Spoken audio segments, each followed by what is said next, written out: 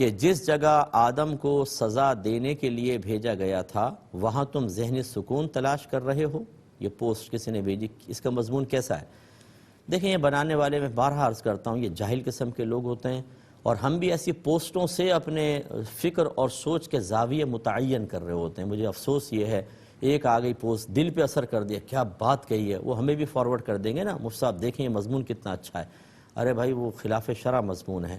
یہ اچھی طرح یاد رکھیں کہ آدم علیہ السلام کو اللہ تبارک و تعالیٰ نے ایک مخصوص درخت سے کچھ کھانے سے منع کیا تھا، بعض وہ گندم کہتے ہیں، اس میں تفصیل میں نہیں جاتے۔ اللہ تعالیٰ نے یہ کہا تھا، جب شیطان آدم علیہ السلام کے پاس آیا اس نے قسمیں کھائیں کہ میں آپ کا خیر خواہ ہوں، اگر آپ اس پودے کا، یہ درخت کا یہ حصہ کھا لیں گے، اس کا پھل کھا لیں گے تو ہمیشہ ہمیشہ جنت میں رہیں گے۔ اب آدم علیہ السلام نے سوچا کہ شاید اللہ تعالیٰ نے مجھے حکم نہیں دیا تھا، وہ ایک مشورہ تھا، تو آپ نے ایک اجتہادی خطا جس کو ہم کہتے ہیں اجتہادی خطا، یعنی سوچ اور فکر کے اندر ایک خطا واقع ہوئی اور آپ نے پھل کھایا، اور وہ بظاہر اللہ تبارک و تعالیٰ کے حکم کی نافرمانی ہوئی۔ یعنی آپ نے سوچا مشورہ ہے لیکن وہ حقیقتاً حکم نکلا۔ یہ سوچ اور فکر کے اندر تھوڑا سا اختلاف ہوا، اور جس کی بنا پر ایسا معاملہ ہوا تو اللہ تعالیٰ نے آپ کو دنیا میں اتار دیا۔ اچھا، یہ دنیا میں پہلی بات یہ کہ اس کا تعین کر لیتے ہیں کہ کیا یہ نافرمانی تھی، کیا یہ گناہ تھا۔ یہ اچھی طرح یاد رکھیں کہ اجتہادی خطا بالکل گناہ نہیں ہوتی۔ اللہ تعالیٰ نے قرآن عظیم میں دیکھیں کیا فرمایا، وَلَقَدْ عَهِدْنَا إِلَىٰ آدَمَ من قبل، ہم نے اس سے پہلے یعنی اس پھل کے کھانے سے پہلے آدم سے وعدہ لیا تھا، فَنَسِيَ، تو وہ اس وعدے کو بھول گیا، وَلَمْ نَجِدْ لَهُ عَزْمًا، اور ہم نے آدم میں اس پھل کے کھانے کے لیے عزم نہیں پایا۔ عزم مصمم کسے کہتے ہیں؟ گناہ کا پختہ ارادہ۔ اگر فرض کر لیں کہ کوئی موبائل یہ پین رکھا ہوا کسی کا، اور میں دیکھوں پہلے یہ پین رکھا ہوا ہے، یہ خیال آنے سے کوئی مسئلہ نہیں ہے، پھر خیال شیطان نے ڈالا یہ پین اٹھا لیتے ہیں، لیکن میں نے جھڑک دیا، اس میں بھی کوئی مسئلہ نہیں ہے، پھر بار بار خیال آنے لگا کہ اٹھا لیتے ہیں، اس میں بھی کوئی مسئلہ نہیں ہے، پھر میں نے ارادہ کیا کہ اب بس ادھر ادھر دیکھا کہ کوئی نہیں ہے تو اٹھا لوں، ابھی بھی گرفت نہیں ہے، اور پھر جب میں نے پختہ ارادہ کیا اب میں اٹھاتا ہوں، اندر سے ریزسٹنس ختم، یہ ہے عزم مصمم۔ عمل کروں نہ کروں نام اعمال میں گناہ لکھا جائے گا۔ اللہ تعالیٰ فرما رہا ہے آدم بھول گئے، اور اللہ نے آدم سے عزم نہیں پایا، آپ نے کوئی نافرمانی کا عزم مصمم نہیں کیا، تو اس کا مطلب ہے کہ نافرمانی تھی ہی نہیں، یہ تو اللہ کا فیصلہ ازلی تھا۔ اسی لیے ایک صحیح حدیث کے اندر ہے کہ موسیٰ علیہ السلام اور آدم علیہ السلام کے اندر ایک مناظرہ ہوا عالم ارواح میں، تو موسیٰ علیہ السلام نے کہا کہ آپ نے وہ کھایا تو ہمیں زمین پہ اتارا گیا، آپ نے فرمایا کہ یہ بتاؤ کیا تم نے توریت میں یہ نہیں پڑھا کہ کئی ہزار برس پہلے، میری پیدائش سے بھی کئی ہزار سال پہلے اللہ نے ازلی فیصلہ فرما لیا تھا کہ ایسا ہوگا؟ کہا کہ ہاں۔ فرمایا پھر اس میں بتاؤ میرا کیا معاملہ ہے؟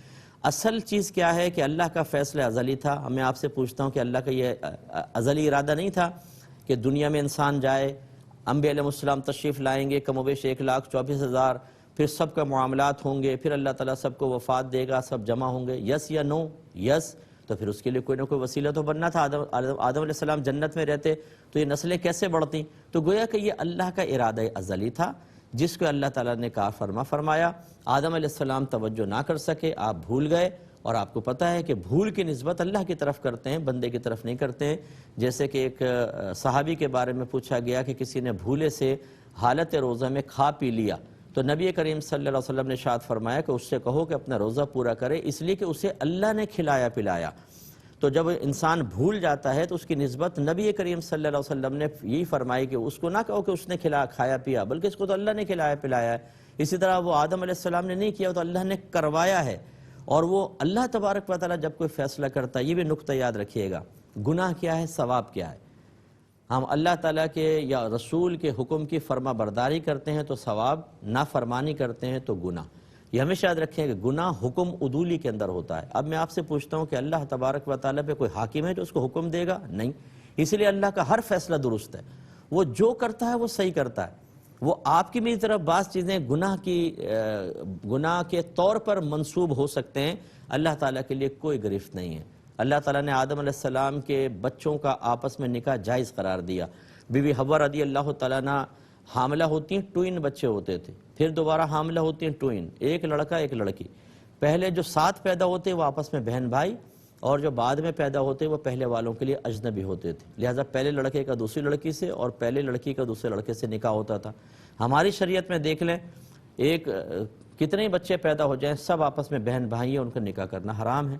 تو جو ابھی حرام ہے اللہ تعالیٰ نے جائز رکھا، تو اللہ کے لیے تو کوئی گرفت نہیں ہے، وہ ہمارے لیے اس لیے کہ ہم اگر اس کے خلاف کریں گے تو اللہ تعالیٰ کے حکم کے خلاف جائیں گے، وہ گناہ ہوگا۔ آدم علیہ السلام نے اگر کچھ کیا وہ تو اللہ نے حقیقتاً کروایا، اور اللہ نے کروایا تو کیا وہ اس کے گناہ کی نسبت کریں گے؟ نو، اللہ کا تو ہر فیصلہ ٹھیک ہے۔ اور اللہ نے اپنے ایک محبوب بندے کو اس الزام سے بھی باہر کر دیا کہ وہ بھول گئے تھے اور انہوں نے عزم مصمم تو کیا نہیں تھا۔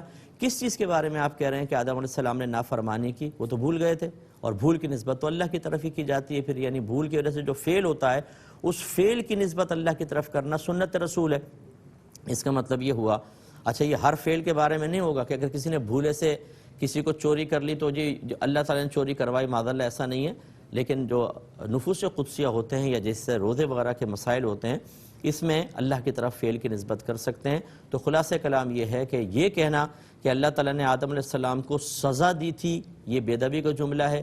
یہ کہنا بھی غلط ہوتا ہے کہ آدم علیہ السلام نے نافرمانی کی تھی۔ نافرمانی عزم کے ساتھ ہوتی ہے، یاد رکھتے ہوئے ہوتی ہے، اور یہاں پہ نسیان بھی تھا اور عزم نہیں پایا گیا، نص قطعی کہہ رہی ہے، لہٰذا اس طرح کی باتیں نہ کی جائیں تو بہتر ہے۔